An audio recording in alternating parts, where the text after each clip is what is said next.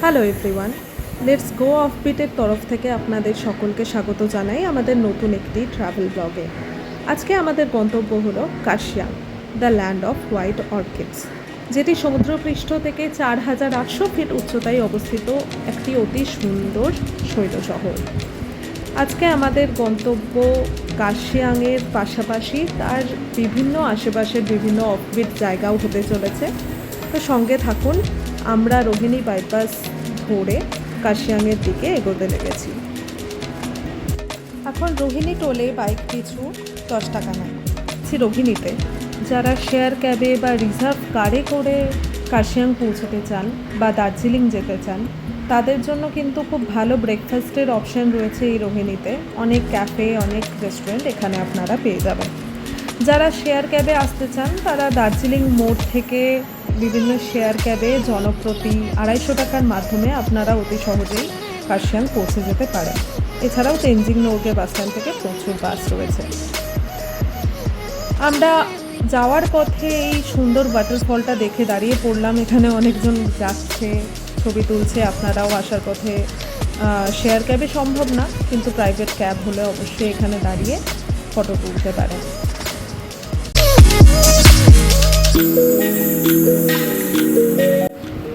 প্রাকৃতিক সৌন্দর্য আমরা এখান থেকেই উপভোগ করতে শুরু করে দিয়েছি।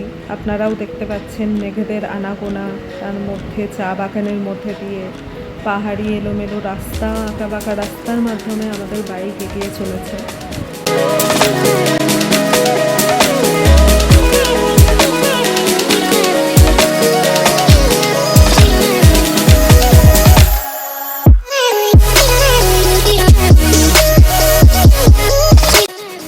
কার্শিয়াংয়ে থাকার জন্য রয়েছে অজস্র হোটেল, অজস্র হোমস্টের ব্যবস্থা।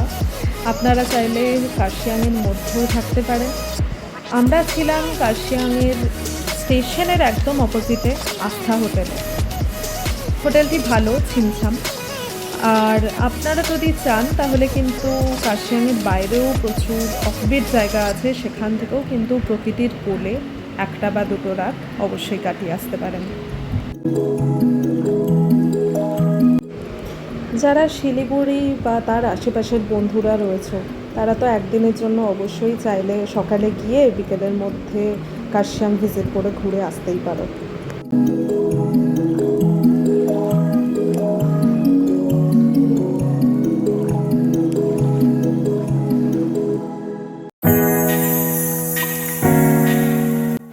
আমরা পৌঁছে গেছি কার্শিয়াং স্টেশন চত্বরে।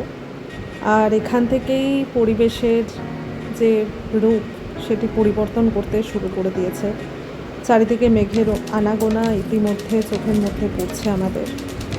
আর এখান থেকে আমাদের নেক্সট ডেস্টিনেশন হলো চিমনি ভিলেজ, যেটি এলিভেশন হলো প্রায় 7000 ফিট।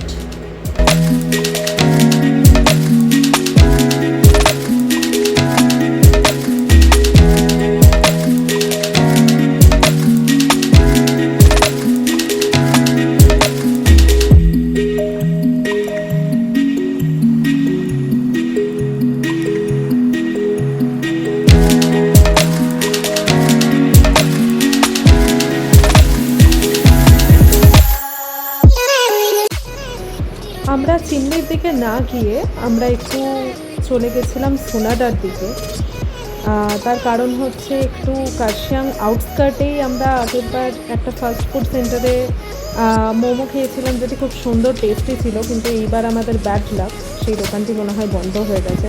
তো পুনরায় আমরা চলেছি এবার চিমনি ভিলেজের দিকে।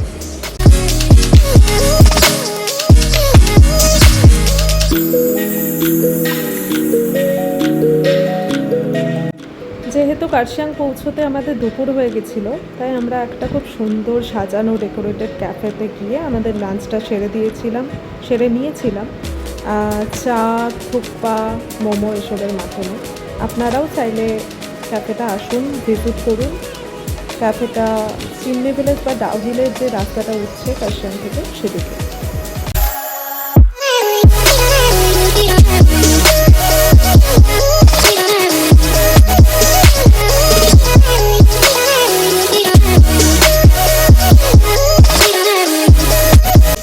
আমরা চলেছি চিমনি ভিলেজের দিকে। আর চিমনি ভিলেজ থেকে কিন্তু মাত্র কিছু কিলোমিটার উপরে গিয়ে আপনারা পৌঁছে যেতে পারেন সিটং। আর যেটি যাওয়ার সবথেকে ভালো সময় হচ্ছে আগামী নভেম্বর ডিসেম্বর এই সময়, কারণ পুরো সিটং ভ্যালি কিন্তু এই সময় অরেঞ্জ ভ্যালিতে রূপান্তরিত হয়।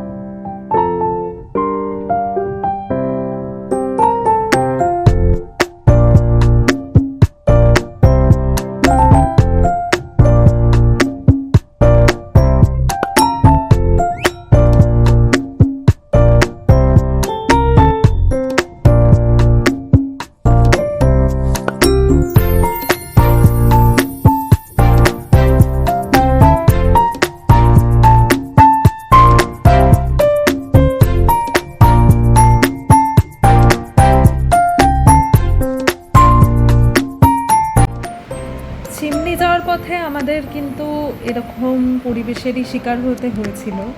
চারিদিকে ঘন কুয়াশা, যার মধ্যে ভিজিবিলিটি ছিল কিন্তু একেবারে জিরো। একে তো বৃষ্টির ওয়েদার, তার মধ্যে এরকম গা ছমছমে পরিবেশ। আপনারা যদি এই সময় কেউ চিমনি ভিলেজ যান বা হায়ার এলিভেশনযুক্ত জায়গায় যান, তাহলে অবশ্যই ধীরে সুস্থে গাড়ি চালাবেন, সাবধানে পৌঁছবেন। 5 মিনিট দেরি হলেও অসুবিধা নেই, কিন্তু সাবধানে পৌঁছানোটা জরুরি। চারিদিকে দেখতেই পাচ্ছেন ভিজিবিলিটির কী অবস্থা, ভিজিবিলিটি একেবারে জিরো।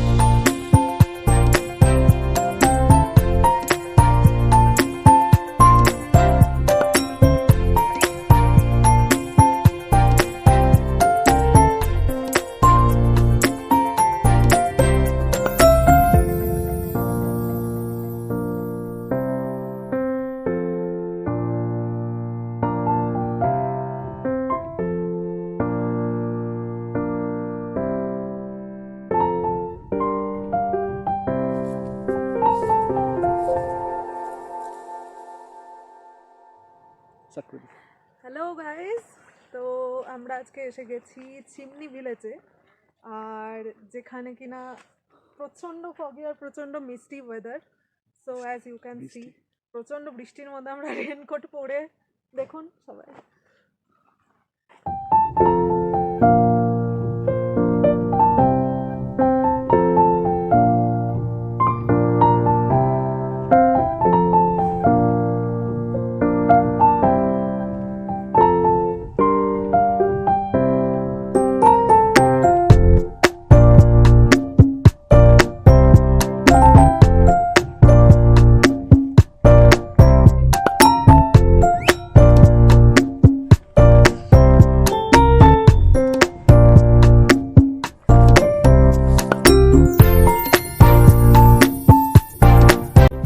আমরা এবার চলেছি চিমনি হেরিটেজ গার্ডেনের উদ্দেশ্যে। চিমনি হেরিটেজ গার্ডেনটি হলো প্রাচীনকালে ব্রিটিশদের দ্বারা তৈরি একটি বিশেষ চিমনির ধ্বংসাবশেষ, যেটি এখনও অক্ষত অবস্থায় রয়েছে।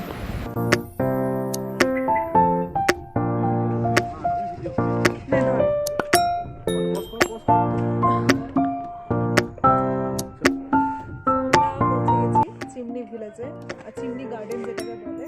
তো আসুন, লেটস এক্সপ্লোর টুগেদার।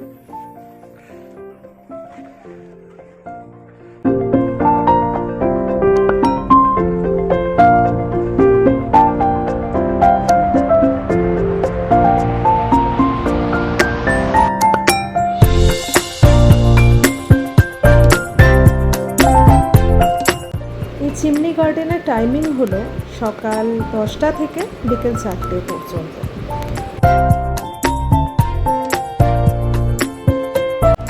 এটাই হলো সেই চিমনির ধ্বংসাবশেষ।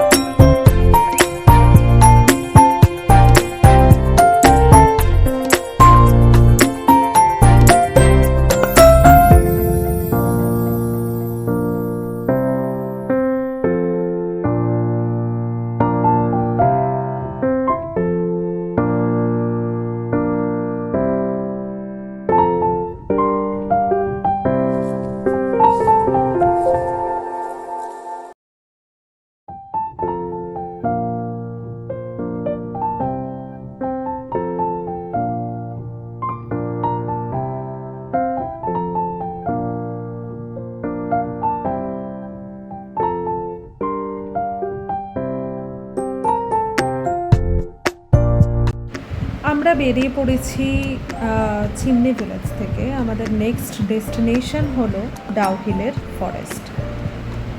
ডাউহিল ফরেস্টে একরকম ঘুঘু পাখির দেখা মিলত, যেগুলিকে নেপালি ভাষায় বলা হতো ডাউ। সেখান থেকেই সেই জঙ্গলের নামকরণ হয়েছে ডাউহিল। আর ডাউহিল ফরেস্টের সঙ্গে অনেক রকম কথা প্রচলিত আছে, জানি না সেটা কত কি সত্যি বা মিথ্যে, কিন্তু হ্যাঁ, অবশ্যই একটি গা হিম করা পরিস্থিতি অবশ্যই আমরা সেখানে অনুভব করতে পারি।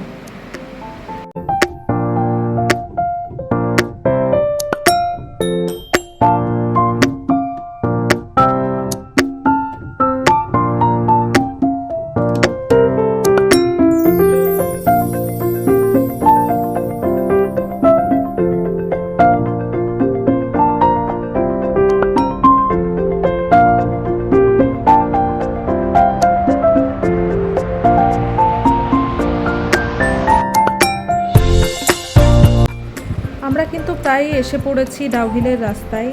আর এটি হলো ভিক্টোরিয়া বয়েজ হাই স্কুল, যেটির কিন্তু যথেষ্ট কুখ্যাতি আছে একটি হন্টেড স্কুল রূপে। আর তার মধ্যে কিন্তু আছে একটি পরিত্যক্ত চার্চ, যদিও সেটা দেখার সৌভাগ্য কিন্তু আমাদের এইবার হয়নি, কারণ মেন গেটে তালা ছিল।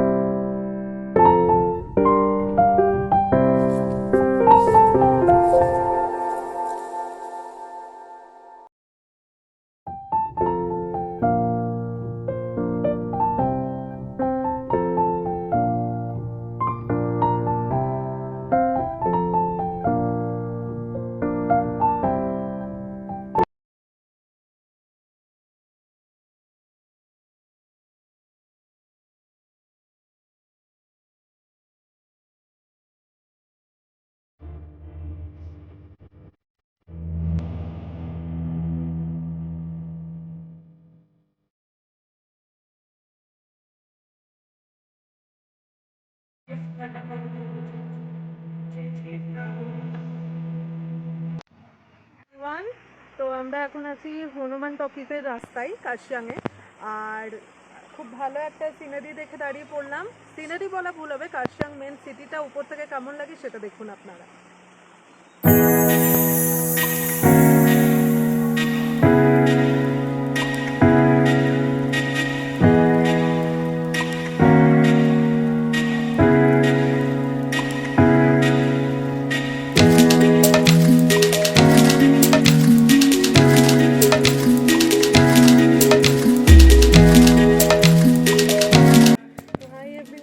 আমরা পৌঁছে গেছি হনুমান টকিজের ওখানে।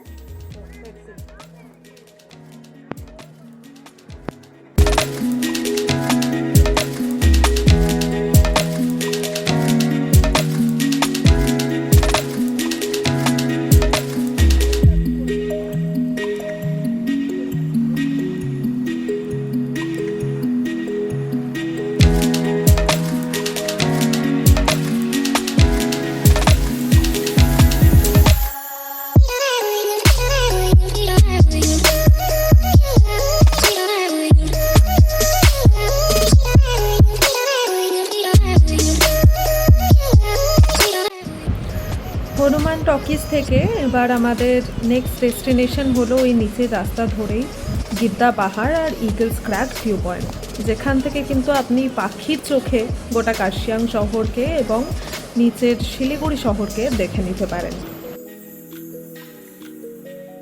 এবং থেকে রংটং আসার দিকে যে রাস্তাটি, সেই রাস্তাটির ধরে কিছুটা নেমে যাওয়ার পরেই আমাদের ইগলস ক্র্যাক এবং গিদ্দা পাহাড়, এই দুটি ভিউ পয়েন্ট অবস্থিত।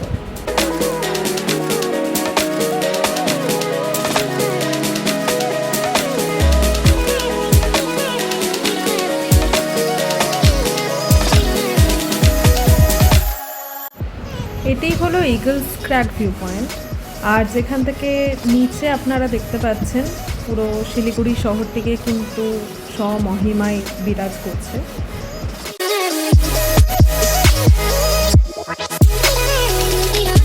তো আমরা পৌঁছে গেছি ইগলস ক্র্যাক ভিউ পয়েন্টে। So let's explore together.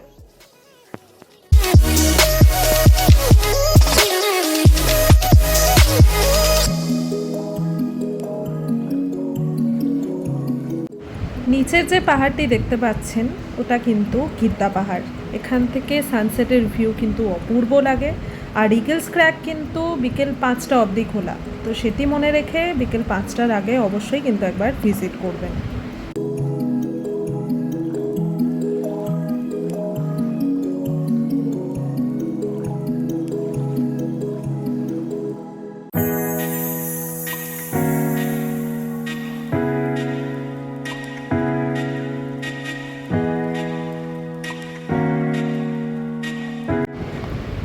যে ভিউটি আপনারা দেখতে পাচ্ছেন সেটা কিন্তু গিদ্দা পাহাড় ভিউ পয়েন্ট থেকে। আর গিদ্দা পাহাড় ভিউ পয়েন্টে এই বেড়াগুলো দেওয়া আছে কিন্তু আপনাদেরই সুবিধার্থে, আপনারা যাতে ক্রস না করেন। কিন্তু অনেকে দেখলাম এই বেড়াটি ক্রস করে নিজের প্রাণ সংশয় করেও সেই লুজ পাথরের ওপর গিয়ে বসছেন। তো আমি সেটা বলবো, সেটা করা থেকে বিরত থাকুন, নিজেকে এবং আশেপাশের পরিবেশকে সুস্থ রাখুন।